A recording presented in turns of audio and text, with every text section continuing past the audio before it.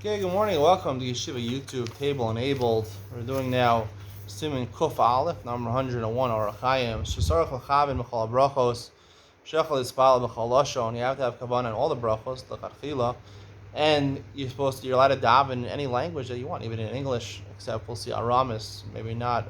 So the halacha for halachas Aleph, Yispal Sarach Shechavin B'chol Brachos. You have to have kavanah, as we explained according to the Shulchan Aruch. This means you have to literally understand the words, the Pirish Hamilah, what you're saying. But the Evid, if you can't have kavanah in all of them, as long as the avos, the first bracha, you should have kavanah.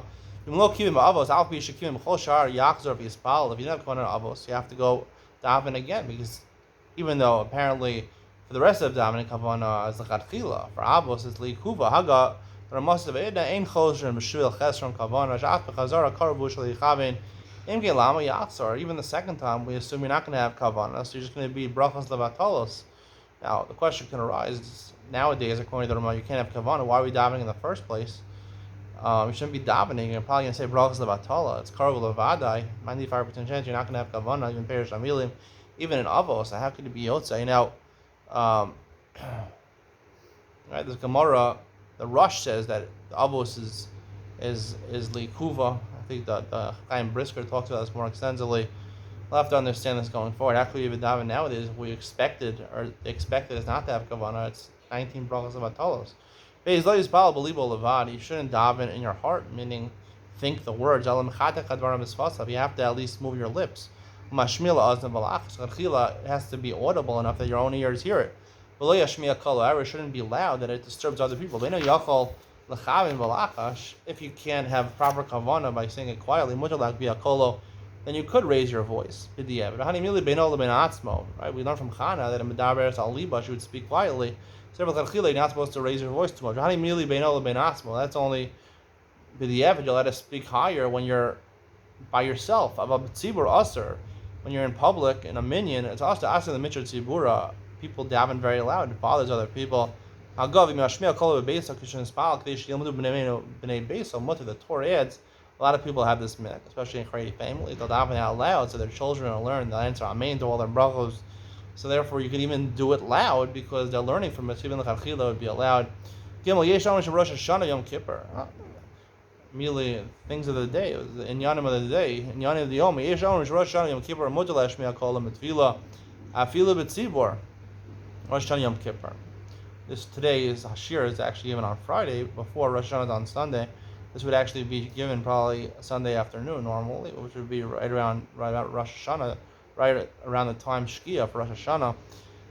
So you're allowed to make your voice heard, even B'tzibur. I feel B'tzibur, because we have to have kavanah.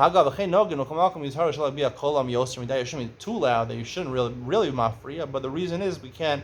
Presumably is because it's hard to have kavanah during Rosh Hashanah. We're not familiar with the tefillah, so therefore, obviously, it helps when you hear the words to more easily understand what you're saying. Technically, the Gemara says in Sota that one of the things you can say in any lashon, in any language you want, English, German, French, whatever, you can translate it into any language you want. I was once on vacation here in Israel. I went to some Sephardi shul, and I looked like someone from I'm not born in Israel. So they asked me one translation. Yeah, in Hebrew they asked me. I said yeah. So they gave me a siddur. Translation was in French. I mean, I said I'll just take the regular siddur. I know Hebrew also. They thought I was from France. I don't know. English is. Why do they think I was French? Do I look French? I don't know. You could say it in French or English, any language. This only applies, the Rif says, in the Tzibur,